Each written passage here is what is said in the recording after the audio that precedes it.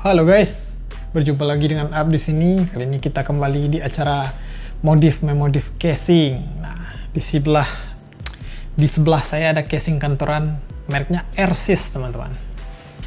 Jadi saya lihat casing ini kayak potensial gitu untuk dimodif ya, untuk dimod gitu. Bisa kita lihat di sini rangka-rangkanya itu kuat, teman-teman. Kemudian di belakang ini bisa support fan 12 cm. Lalu apa ini? Cekungan, tonjolan ini, teman-teman. Jadi agak maju gitu ya. Sehingga kita bisa pasang VGA card secara vertikal tanpa bracket, teman-teman. Seperti ini. Lalu soal konsep modif-modif lainnya itu yang pertama posisi storage, dimana saya tidak akan meletakkan hard disk di sini karena nanti akan kabelnya itu loh ke sini arahnya nanti hard disk saya akan posisikan di bawah, teman-teman. Nanti di bor saja untuk lubang bautnya ya. Kemudian SSD bakalan saya tempel di sini di bawah di sebelah motherboard di sini, teman-teman. Lalu di depan akan dipasang 3 buah fan tanpa penyangga tambahan gitu. Posisi fan-nya diatur aja sedemikian rupa gitu, guys. Oke, teman-teman, sepertinya itu saja konsepnya, tidak terlalu rumit. Mudah-mudahan berjalan dengan lancar dan sesuai harapan. Sekarang mari kita tukangi. Baiklah teman-teman, sebelum mulai tentu saja kita preteli dulu casingnya. Dan peralatan-peralatan nanti yang akan kita gunakan adalah sebagai berikut. Sebagai tambahan atau pelengkap, keperluan lainnya itu seperti double tape, potongan-potongan kayu, isolasi listrik, dan hal-hal penting lainnya yang dirasa perlu, teman-teman. Sebelum mulai, di sini saya bersihkan dulu casingnya dari debu-debu dan juga fosil ini, teman-teman.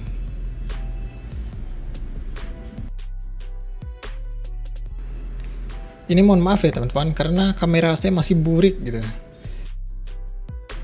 Nah, panel ini harus kita copot, teman-teman, karena menghalangi pemasangan fan di depan ya.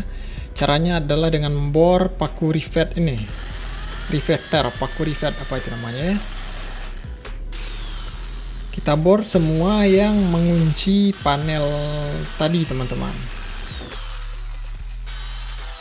Sehingga di sini saya hanya meninggalkan batang penyangga di belakang dan panel di depan saja, teman-teman, sehingga plong gitu dari depan, dan kita bisa pasang 3 fan ya, seperti ini. Selanjutnya kita akan menjiplak posisi lubang SSD dan HDD, teman-teman. Simple seperti ini saja, kita raba-raba saja dengan pen tool. Kemudian kita jiplak lubangnya ke casing dan tentu saja dilubangi dengan bor ukuran 3,5 mm.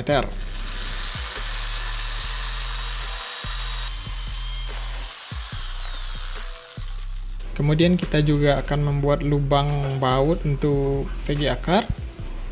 Di sini mata bor yang digunakan adalah 2,5 mm.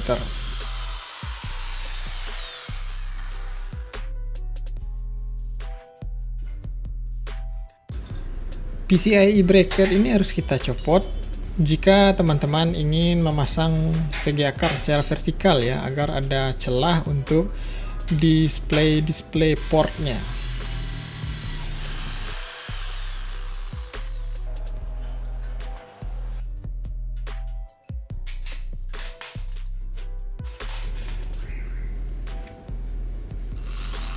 Lanjut ke pengeboran selanjutnya. Di sini saya membuat lubang untuk baut-baut dudukan motherboard, teman-teman. Artinya di depan ada 4 dan di samping ada 4 lubang ya.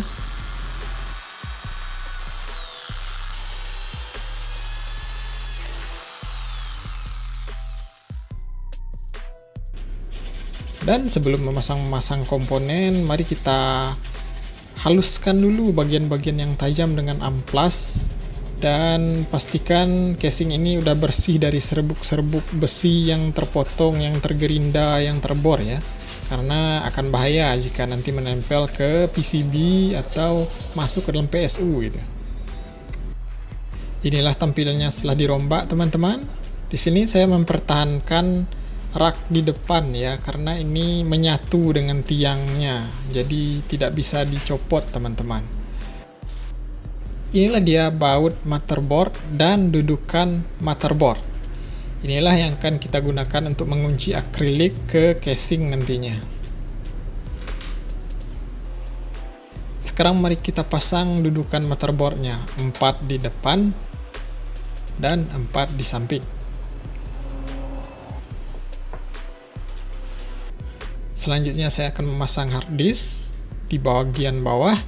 Di sini baut yang digunakan adalah baut casing, baut PCIe teman-teman, atau baut power supply. Itu muat ya ke lubang baut hard disk. Selanjutnya pemasangan SSD di bagian belakang. Ini juga udah saya bor tadi sesuai dengan lubang-lubang baut di SSD. Ini menggunakan baut motherboard ya. Kemudian kita pasang motherboard seperti biasa.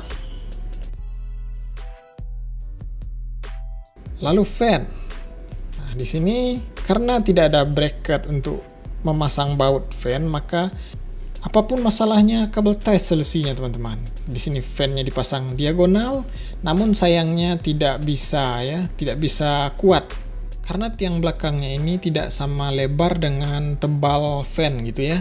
Maka di sini saya menggunakan penyangga berupa kayu yang lunak saja, tidak apa-apa teman-teman. Kita ukur dulu ketebalannya agar tidak muncul nanti ya. Kemudian kita potong seukuran tebal fan.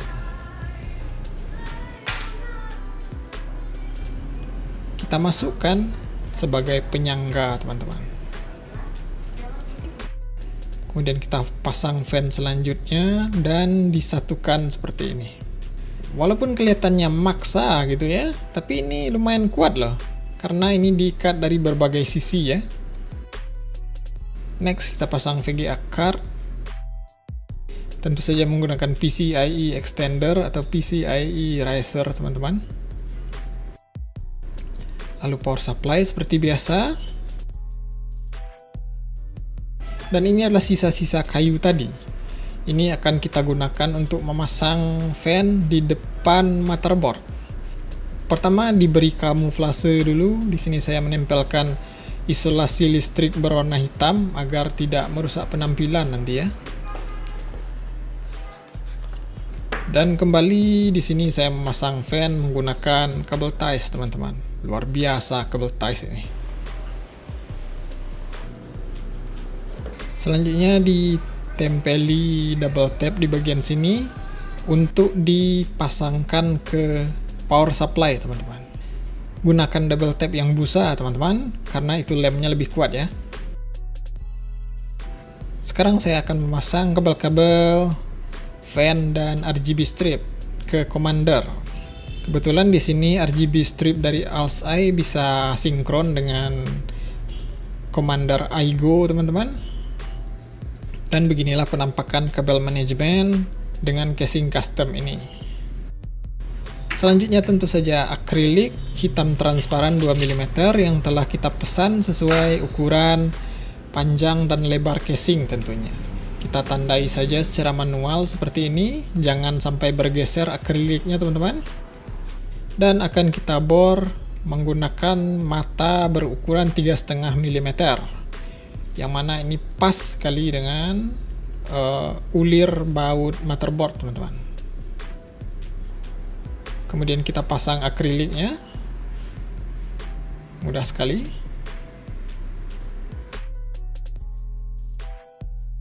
Kemudian akrilik bagian depan dan peel off yang sangat menyenangkan ini. Setelah akriliknya dipasang, kemudian dibuka lagi teman-teman untuk memasang map ini.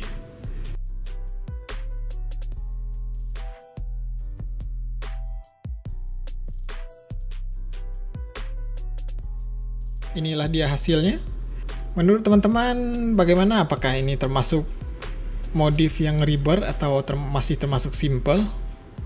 Kalau menurut saya ini masih termasuk simple ya, karena tidak terlalu banyak merombak casing ya, hanya kita mencopot beberapa bagian saja untuk memudahkan pemasangan fan begitu. Oh ya, untuk membersihkan akrilik itu jangan dilap ya teman-teman. Kalau misalnya udah berdebu atau udah agak kotor, itu copot akriliknya, siram dengan air sabun, kemudian bilas dengan air bersih, dan biarkan kering di ruangan tertutup teman-teman. Karena akrilik itu sangat mudah gores gitu. Baiklah, itu saja teman-teman. Mohon maaf jika ada kekurangan. Apabila teman-teman memiliki pertanyaan, kritik atau saran, jangan ragu-ragu untuk berkomentar. Terima kasih banyak sudah menonton. Kita berjumpa di video selanjutnya tentang pilok motherboard.